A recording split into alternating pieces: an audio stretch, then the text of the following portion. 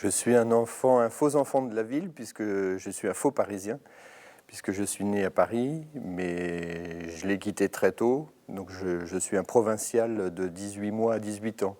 Donc j'ai redécouvert la grande ville pour faire mes études.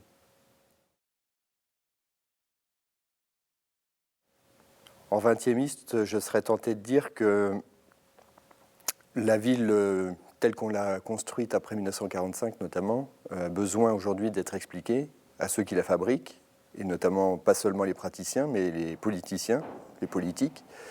Et cette ville de l'après-guerre, notamment, qui est très mal comprise, mal aimée, mais surtout mal comprise, je pense que là, c'est le devoir des historiens de l'expliquer, d'en raconter la genèse, les tenants, les aboutissants, ce qu'en ont été les échecs, mais aussi de montrer qu'il y a eu un contexte politique, économique, social, des ambitions, des théories, et qu'il y a eu des réussites, et qu'on ne condamne pas une période d'un seul bloc.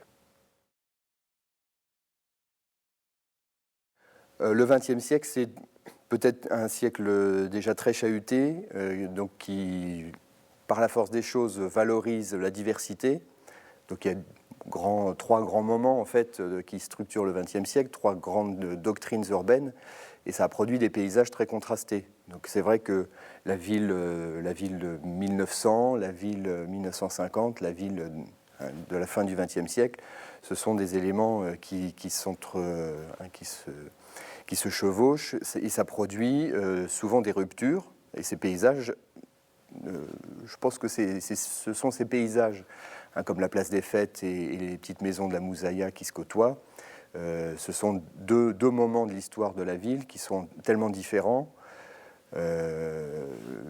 qu'ils finissent par produire un nouveau paysage. Et c'est cette confrontation des paysages qui m'a tout de suite intéressé. Mes auteurs de référence, il y en a déjà beaucoup, donc je vais plutôt évoquer quelqu'un qui n'est pas de la profession, et quelqu'un que j'ai découvert il y a une dizaine d'années et qui m'a beaucoup marqué, c'est Jacques Réda. J'aimerais qu'elle assume justement d'être architecture et patrimoine, et que le patrimoine fait partie de l'architecture de toute façon.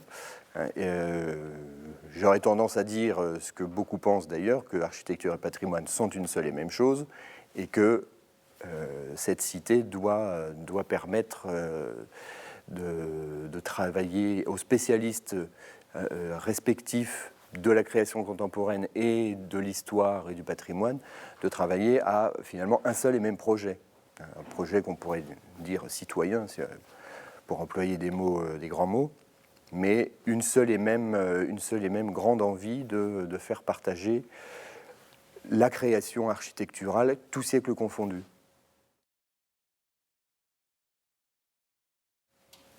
Paris. Je ne sais pas si ma ville préférée est Paris, en tout cas c'est celle que je connais le mieux.